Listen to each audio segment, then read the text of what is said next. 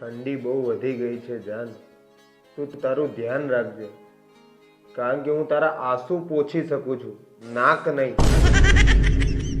ધ્યાન રાખ. સ્વેટર પહેર જા. કેટલી ખરાબ જિંદગી હોય એક છોકરાની. લગ્ન પહેલા મમ્મી ઘરની બહાર નથી જવા દેતી અને લગ્ન પછી આ બૈરું ઘરની બહાર નહીં જવા દેતું. આપણે પુરુષો ગમે એટલું ભણી લઈએ એનો કોઈ ફાયદો નહીં. એકવાર બૈરું એમ કહી દે તમે શાંતિ રાખો, તમને કઈ ખબર ના પડે. બસ એટલે અહીંયા આપણું ગમે એટલું ભણેલું બધું ભણતર ઊભું રહી જાય. મને હેરાન ના કરશો, હું બીજી છોકરીઓ જેવી નથી. દુનિયાની દરેક છોકરીઓનો એક જ ઇમોશનલ ડાયલોગ છે, હું બીજી છોકરીઓ જેવી નથી. આ બીજી છોકરીઓ છે કોણ મને તો એ નહીં ખબર.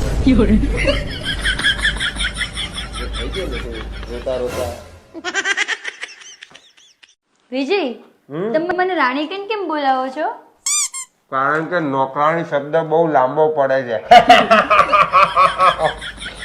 તમને ખબર છે તમને જાન શું કામ કહું છું? કેમ? કેમ કે જાનવર શબ્દ બહુ લાંબો પડે છે. વિજય, શું કરું હવે? જીભ ઉપર એવા છાલા પડી ગયા છે ને. તો પડે જ ને, બાપડીને કોઈ દિવસ આરામ તો આપતી નહીં. આમ બેઠા શું છો? તમારા ફ્રેન્ડની વાઈફ નું બેસણું છે ત્યાં તો જાઓ. અરે કયા મોઢે જવું? આ એના ત્રીજા બૈરાનું બેસણું છે, ત્રીજું બેસણું. એને મને 3 વાર બોલાવ્યો, મેં એકેય વાર એને બોલાવ્યો નહીં. કયા મોઢે જવું હું ત્યાં? વિજય, આ એક રિપોર્ટ આવ્યું છે જેમાં લખ્યું છે કે 25% સ્ત્રીઓ માનસિક રોગની દવા લે છે. અરે બાપ રે, આ તો બહુ ભયંકર વસ્તુ કહેવાય. કેમ? અરે બાકીની 75% એમને એમ ફરે છે.